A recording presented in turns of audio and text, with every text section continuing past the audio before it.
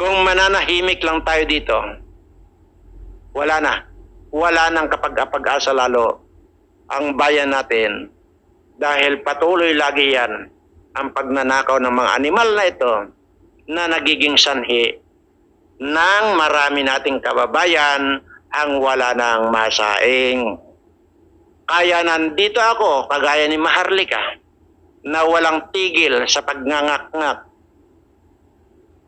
Yun ay i-appreciate natin yung ginagawa niya dahil totoo namang lahat yung mga sinasabi niya. So, napatunayan ko na yan.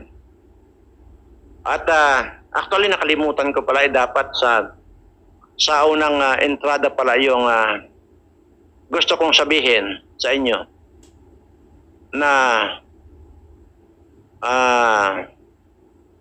nakakalungkot na mabalitaan natin ayon dito sa aking pulang bayawak na itong si Andres Desaya ay nilatigo na naman nitong si Butod doon sa Vietnam. Kawawa naman pero wala eh. Ayaw namang maniwala. Pangaralan mo, hindi rin makapaniwala. Ewan ko bakit hindi makaalis-alis yan dyan.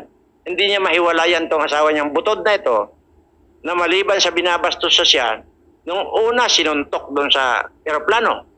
Marami nakakita. Ngayon naman, nilatigo doon sa Vietnam. See? Diba? Grabe. Pero, yun nga eh, nakakaawa man pero wala tayong magagawa. Pinili niya yon. Choice niya yon. Marami naman pwede niyang pagpilian. Pwede naman niyang layasan yan. Pwede naman siya mag-resign bilang presidente. Total, hindi naman talaga importante sa niya pagiging presidente. Ang importante lang dyan, si Lisa lang naman ang nakikinabang sa pagiging presidente nito. Kung ako sa'yo, huwag ka na magpa-Andres Desaya dahil kawawa ka.